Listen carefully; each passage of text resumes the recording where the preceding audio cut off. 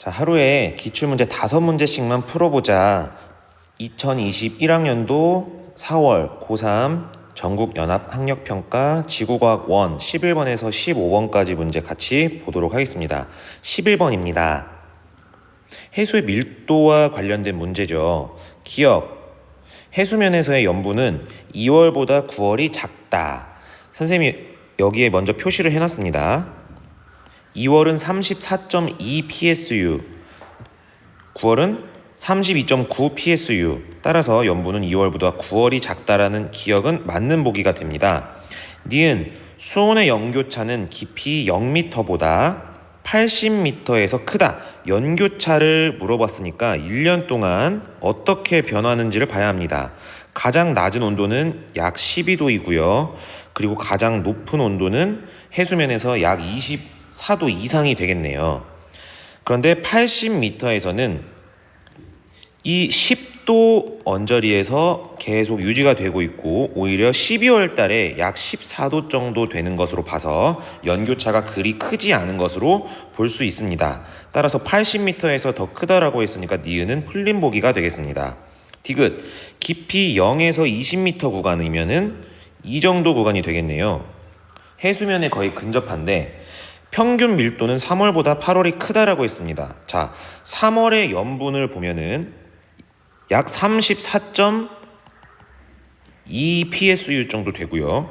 8월의 염분을 보면 33.4 PSU 정도 됩니다. 따라서 염분을 볼 때 3월이 더 크다는 것을 알 수가 있고 수온을 비교를 하면 3월에는 약 11도 정도 되는 것으로 알 수 있겠네요. 12와 10 사이 정도 되기 때문에 자, 8월을 보시면 8월에는 약 19도씨 정도 된다고 볼 수가 있겠습니다. 따라서 수온은 8월이 3월보다 더 크게 됩니다. 자, 그런데 해수의 밀도는 염분이 클수록 수온이 낮을수록 해수의 밀도가 크기 때문에 따라서 결국 3월이 8월보다 해수의 밀도가 크다고 해야 하는데 여기에서는 8월이 크다고 했기 때문에 디귿은 틀린 보기가 되며 답은 1번이 되겠습니다. 12번으로 넘어가겠습니다.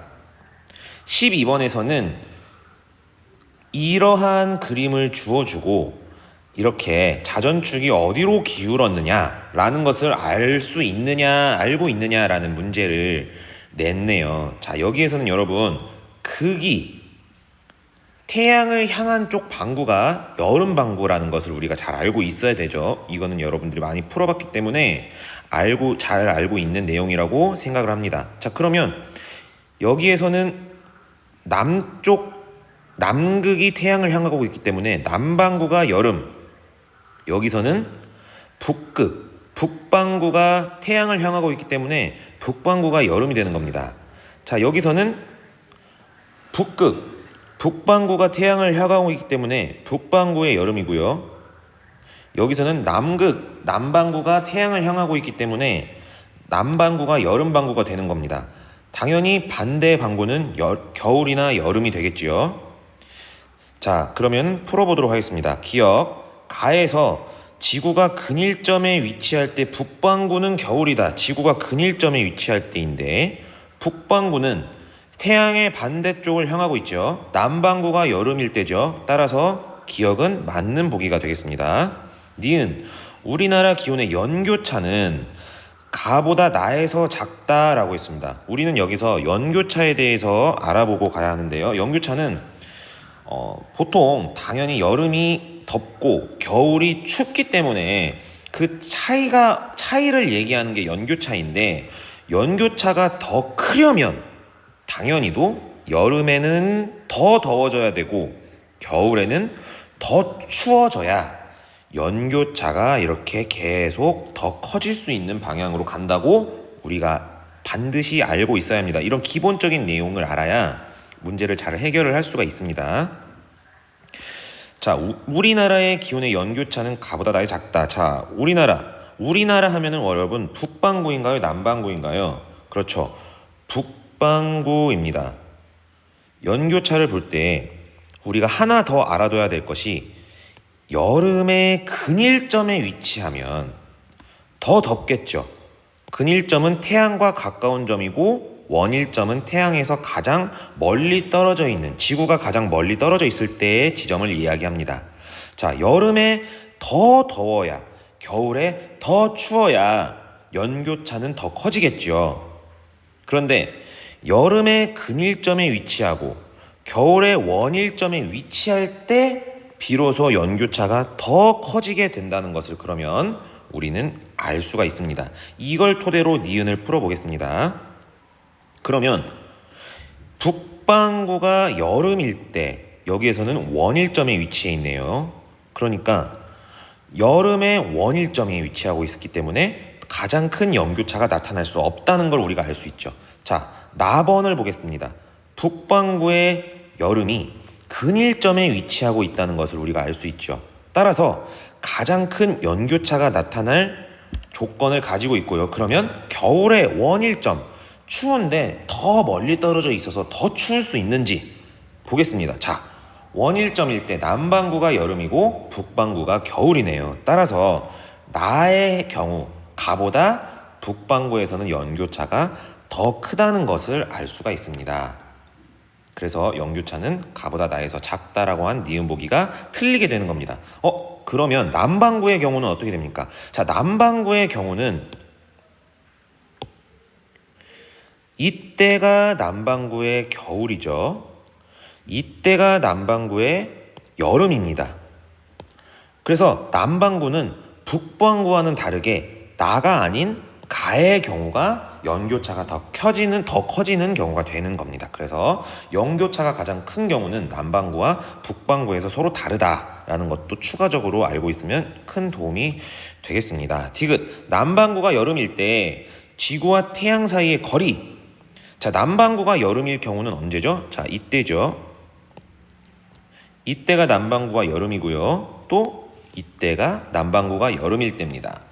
태양과 지구 사이의 거리, 근일점에 해당하는 곳이 이 가에 해당하는 곳이죠. 남반구의 여름일 때. 그래서 거리는 가보다 나에서 길다라고 한 것이 맞는 보기가 되겠습니다. 답은 3번이 되겠습니다. 자, 13번으로 넘어가겠습니다. 13번은 엘니뇨에 대한 문제인데요. 여러분, 엘니뇨에서는 여기에 먼저 표시를 해둔 이 워커 순환에 대해서 잘 알고 있어야 합니다. 워커 순환이 서태평양과 동태평양에서 어떻게 형성이 되어 있는지를 알고, 그리고 그 워커 순환이 강해지는 방향으로 힘이 작용을 하면 라니냐입니다. 그리고 워커 순환이 약해지도록 작용하는 힘이 있다면 그때에는 엘니뇨가 생성이 됩니다. 자, 그러면 그림을 통해서 이때가 엘니뇨인지 라니냐인지 판단을 해야 하는데요. 여기를 보시면 기압 편차가 관측한 기압 빼기 평년 기압을 나타내는데, 이 기압 편차를 보면은 여기 마이너스죠. 편차가 마이너스면은 관측 기압이 더 작다는 걸 얘기하죠. 그러니까 평소보다 기압이 더 낮아졌다라고 우리가 이해를 할 수 있겠죠. 그러면 기압이 동태평양 지역에서는 기압이 낮아집니다. 여러분, 기압이 낮아지게 되면 저기압이라고 하고요. 그러면 저기압에서는 상승 기류가 나타나게 되죠. 이렇게 생각을 하면 돼요. 상승 기류가 평소보다 강해졌다라고 생각을 하는 겁니다.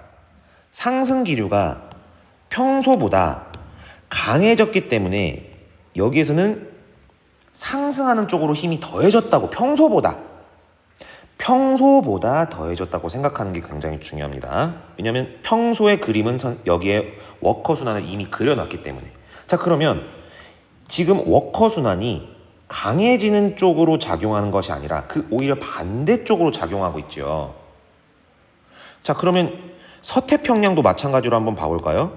서태평양도 봐보면 평소보다 기압이 높아졌습니다. 그러면 고기압인데, 고기압이면 하강기류입니다.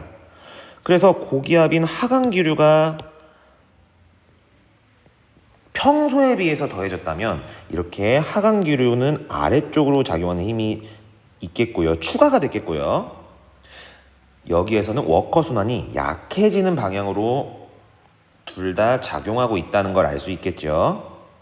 따라서 이때는 약해지는 쪽으로 힘이 더해졌기 때문에 엘니뇨라고 우리가 판단할 수 있습니다. 따라서 이때는 라니냐 시기가 아니라 엘니뇨 시기라고 여러분들이 골라주셔야 되는 겁니다.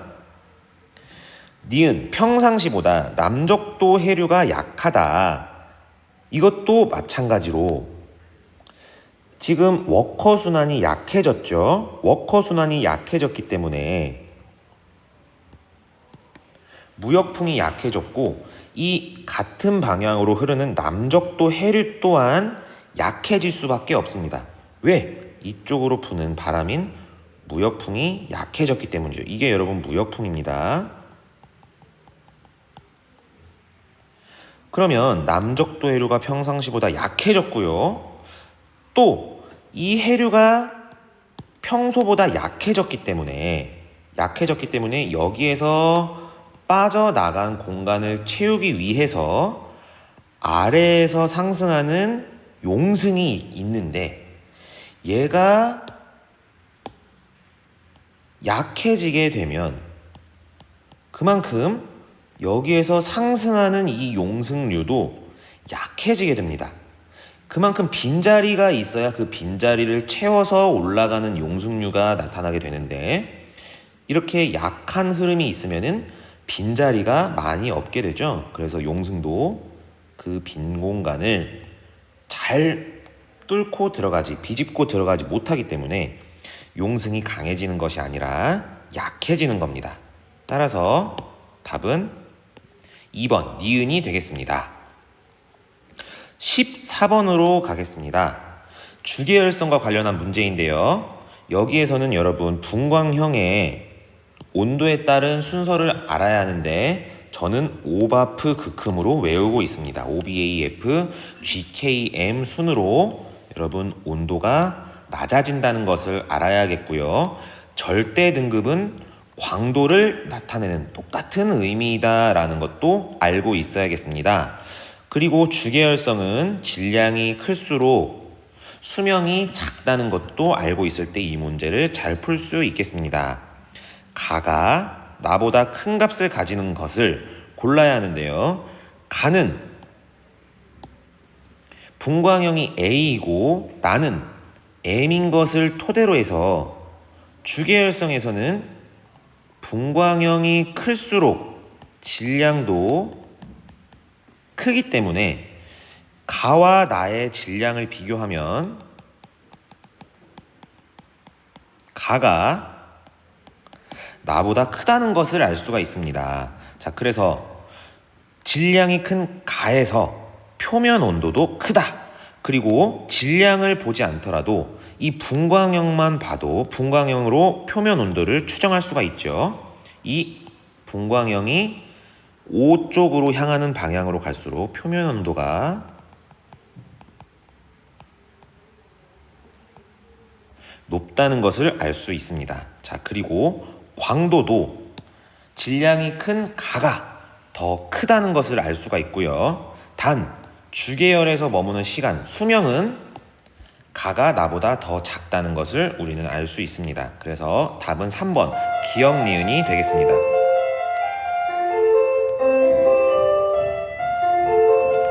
자, 15번입니다. 15번에서는 가 그래프는 태양과 비슷한 질량을 가진 별의 진화 과정을 나타냈습니다. 자, 기억 평균 밀도는 A보다 B일 때 작다.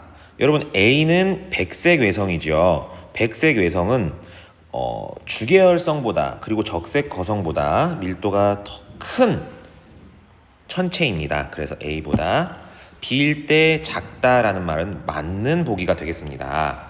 자, C는 적색 거성 상태를 나타냅니다. C일 때 기역 과정이라고 얘기를 했는데요. 이 기역 과정은 이 과정이 기역 과정에 해당하기 때문에 C일 때 기역 과정에 해당한다는 것은 잘못된 말입니다. 원시별에서 주계열성이 탄생하는 기억 과정은 바로 이 부분에 해당합니다.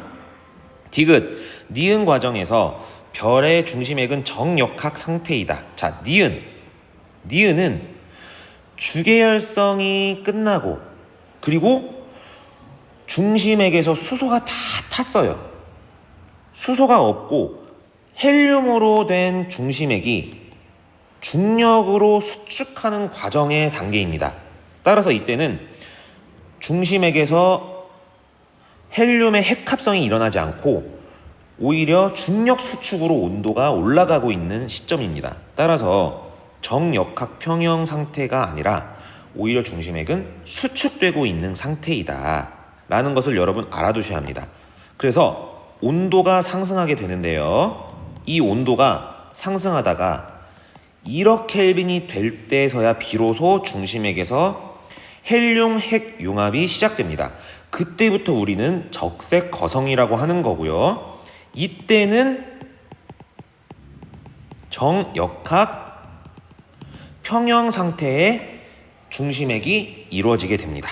따라서 디귿은 틀린 보기가 되는 거고요. 답은 1번 기억이 되는 겁니다. 자, 여러분 오늘도 5문제 풀어보느라 고생하셨습니다.